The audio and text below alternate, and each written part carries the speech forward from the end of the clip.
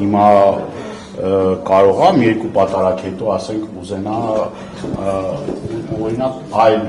իր սրտին մոտ երաժիշտների կամ երգիչների երաժշտությունը հնչի։ Ասենք սուպեր սակոյի երաժշտությունը կարող է ասենք որ կներեք, ասենք պատարակից առաջ սուպեր սակոյի երաժշտությունը հնչի։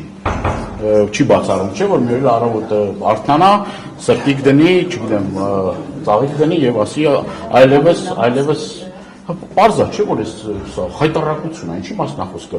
Այսինքն ինձ համար զարմանալի չի, այն որ արդեն ԱԱԾ-ն, որը արդեն կամաց վերածվում է NKVD-ի, արդեն գնում է եւ ուրեմն քահանաների հորդորում է, չէ՞, ասենց չգիտեմ, նոր բառը, չէ, հորդորում են։ Այսինքն խնդրում են, դե գիտեք, չէ, ԱԱԾ-ի խնդրանքը որն է, ասենք ԱԱԾ-ն գնում է, խնդրում է, էլի, ասենց խնդրում են քահանաներին, խնդրում են, որ կաթոլիկոսի անունը զեղչեն, Արցախի անունը չտան, խնդրում են, արդեն խնդրում են։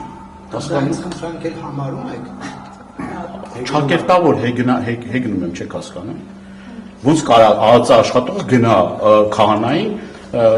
խնդրի, որ օրինակ դա ինչ է, սահմանադրությամբ էլ 100 անգամ ասել ենք, չէ, որ այս մարդ իրավունք չունի միջամտելու եկեղեցու ներքին գործերին։ Սա ուղիղ քրեական գործ է։ Այդ մարդն էլ ինքն էլ խոստովանեց, որ այո, ինքն է հորդորել ԱԱԾ-ին, որ ԱԱԾ-ն էլ հորդորի քահանաներին։